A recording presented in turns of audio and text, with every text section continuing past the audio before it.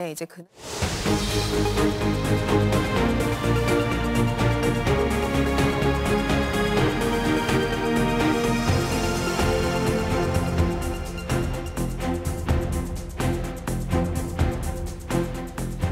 여러분 안녕하십니까? 여수 MBC 뉴스투데이입니다. 고흥군의 미래 전략 산업인 우주 발사체 클러스터 조성이 차근차근 진행되고 있습니다. 5년 뒤면 완공 예정인데요. 벌써부터 100곳에 달하는 기업에서 입주 의향을 밝히고 있습니다. 김단비 기자입니다. 지난해 지방권 최초로 예타 면제가 확정된 고흥 우주발사체 국가산단. 152만 제곱미터 부지에 3,800억 원이 투입되는 고흥군의 핵심 사업입니다. 우주발사체 국가산단이 들어서는 고흥 복례면 일대입니다. 이곳을 중심으로 사업 시행자인 LH가 조사 설계 용역을 진행하고 있습니다. 내년 산업단지 계획 승인을 완료하고 토지 보상을 거쳐 2027년 착공 예정입니다. 사업이 순조롭게 진행되면 2030년쯤 국가산단 가동이 가능할 전망입니다. 지금까지 봐서는 차질 없이 진행이 되고 있다. 기술 개발 이런 것도 잘할 수 있도록 행정적 지원도 해야 되지만은 특히 입주 기업들의 종사자들, 이 정규여건 개선에도 저희들이 지금 최선을 다해서. 국가산단을 포함한 우주발사체 클러스터 사업도 차근차근 진행되고 있습니다. 국가산단보다 앞서 예타 면제가 이뤄진 민간 발사장 구축과 함께 나로 우주센터 인근의 국방위성 전용 발사시설도 속도를 내고 있습니다.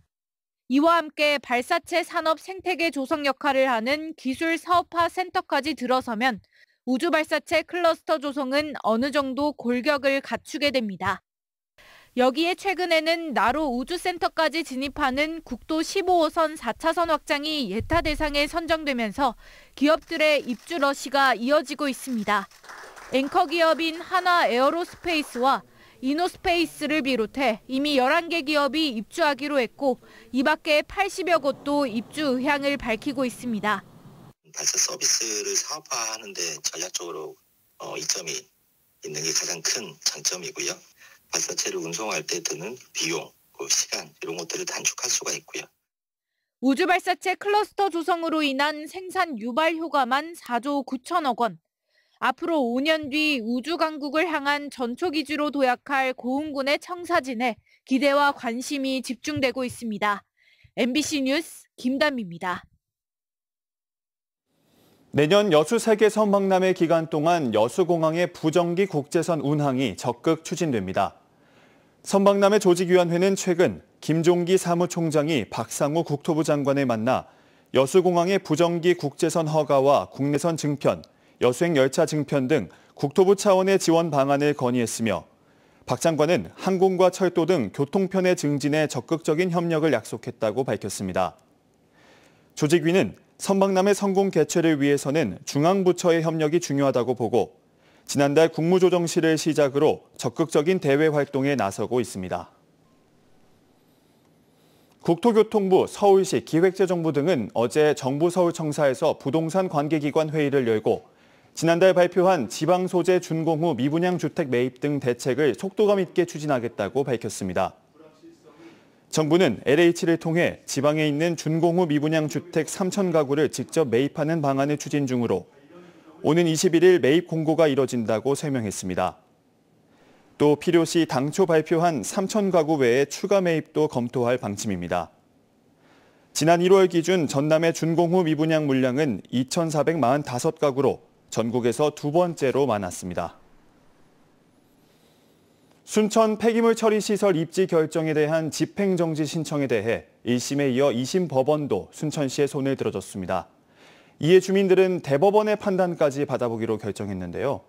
이와는 별개로 입지 선정 과정에 문제가 없는지 살펴보는 본안 소송이 핵심 변수로 떠오르고 있습니다. 문영철 기자입니다. 순천만 국가정원과 인접한 연양뜰 체육시설 부지입니다. 지난해 4월 이 일대가 폐기물 처리시설 입지로 결정되자 주민들은 효력을 정지해달라는 집행정지 신청을 냈습니다. 하지만 광주지방법원은 이를 기각했고 최근 광주 고등법원도 1심의 판단에 문제가 없다며 같은 결론을 내렸습니다. 순천시는 오는 8월쯤 기본계획 수립 작업이 끝나면 후속 절차에도 속도를 내 폐기물 처리 시설 건립을 차질 없이 진행하겠다는 입장입니다. 기본계획 수립하고 환경상 영향조사, 그다음에 도시계획 시설 결정이 되면 기본 및 실시설계가 바로 이어질 수 있도록. 주민들은 순천시의 계획에 반발하며 자료를 보완해 재항고하겠다고 밝혔습니다. 하지만 대법원에서도 기각 결정이 나도 양측의 법적 다툼이 끝나는 것은 아닙니다. 입지 선정 과정에 문제가 있었는지 구체적으로 따져보는 본안 소송이 남아있기 때문인데 지난 1월 1차 변론에 이어 다음 달 중순에는 2차 변론이 진행될 예정입니다.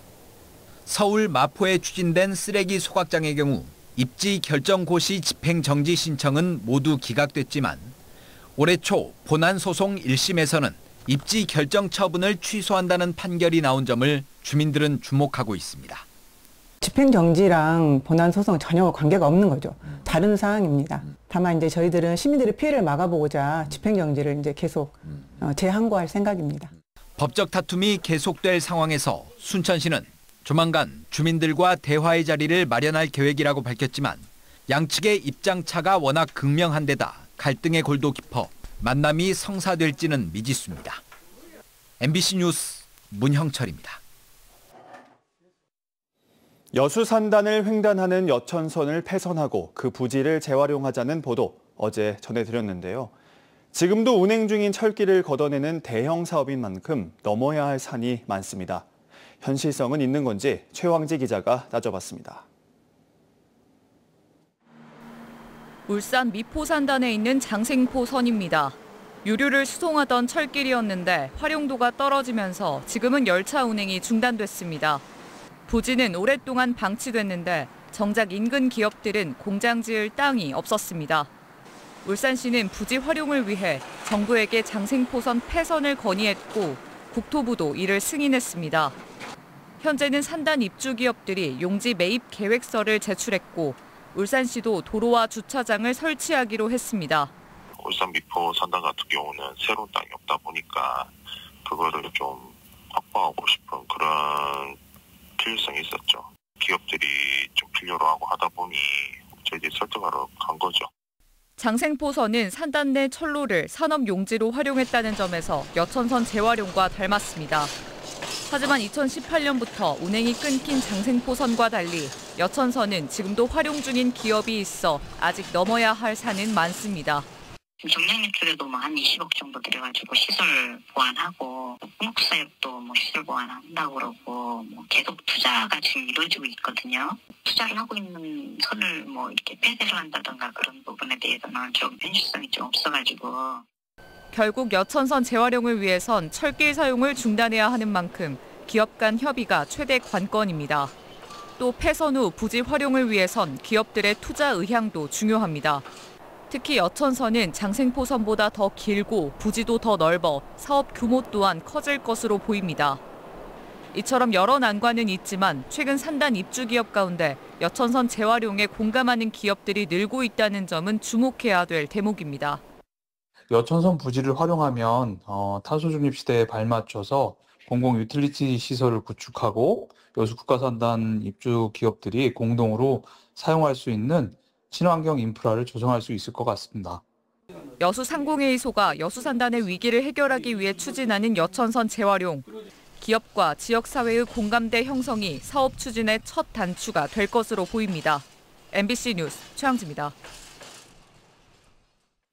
여수시가 미래 인재 양성을 위해 교육경비 보조금 100억 원을 편성해 관내 학교에 지원합니다. 여수시는 창의력과 인성을 갖춘 미래 인재를 양성하기 위해 관내 초중고 특수학교 등 88개 학교를 대상으로 학교별 여건과 수요에 따라 6개 분야 44개 사업에 필요한 100억 원의 교육경비 보조금 사업을 추진할 계획입니다. 주요 사업으로는 고등학교별 특성화 교육 프로그램과 초중학교 방과 후 학교 운영, 중고등학생 교복비 지원 등입니다. 순천시가 청년 취업자에게 연간 최대 240만 원의 주거비를 지원합니다.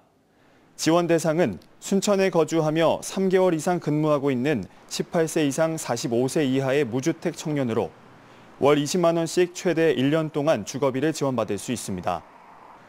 모집 인원은 93명이며 오는 28일까지 주소지 행정복지센터를 방문해 신청하면 됩니다.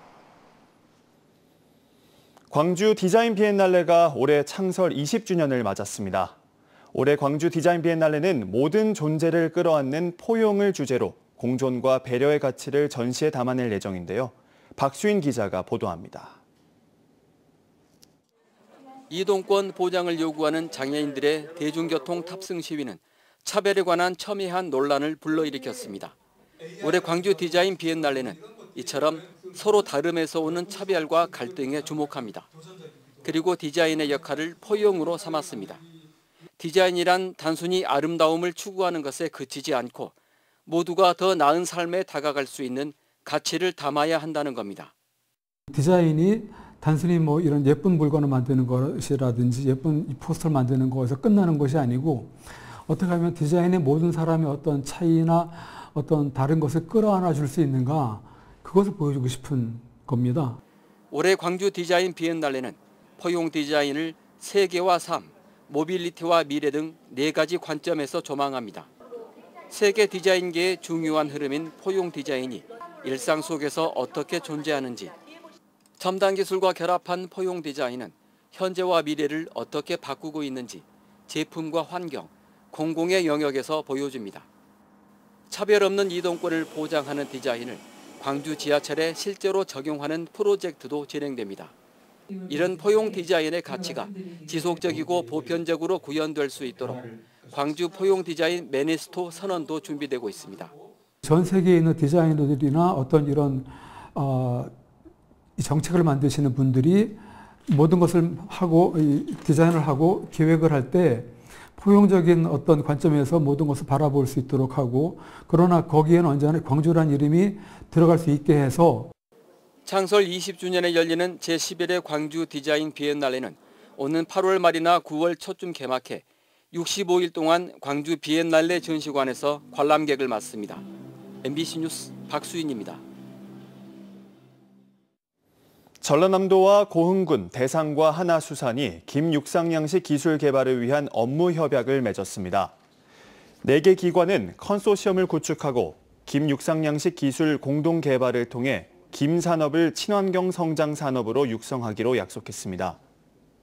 고흥군은 2023년 김육상양식 시범 사업을 통해 육상에서 물김을 판매할 수 있는 크기인 40에서 50cm까지 키우는 데 성공했으며 2차 시범 사업으로 오는 5월까지 양식시설 규모 확대 공사를 마무리할 계획입니다. 여수시가 이상수온에 따른 양식장 피해를 예방하기 위해 다양한 지원 사업을 추진합니다. 여수시는 저수온, 고수온 등 이상수온과 적조로 인한 양식생물 피해가 늘고 있다고 보고 오는 10월까지 국비와 시비, 자부담 등 2억 4천만 원의 예산을 들여 폐사체 처리 등을 지원할 계획입니다.